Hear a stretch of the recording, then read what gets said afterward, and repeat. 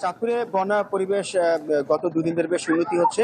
এখানে ধীরে ধীরে বন্যার পানি নামতে শুরু করেছে। আপনাকে একটি বিষয় জানিয়ে রাখি, চাঁদপুরের উপর দিয়ে যে পদ্মা মেঘনা নদী প্রবাহিত হচ্ছে, সেটি পানি বিপদসীমার নিচে দিয়ে প্রবাহিত হচ্ছে। অর্থাৎ গত এক সপ্তাহ যাবৎ এখানে পদ্মা মেঘনা নদীর পানি বিপদসীমার ৬০ থেকে ৭০ সেন্টিমিটার নিচে দিয়ে প্রবাহিত হচ্ছে।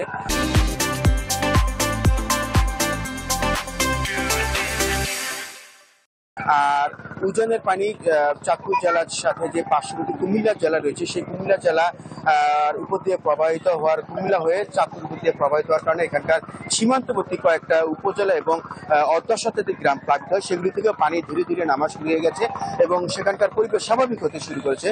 আমি যদি একটু বিষয় জানিয়ে রাখি, এই যে বিশেষ করে শাহরাস্তি উপজেলার ১০টি ইউনিয়নের সেখানে অর্ধ লক্ষাধিক মানুষ পানিবন্দী ছিলেন।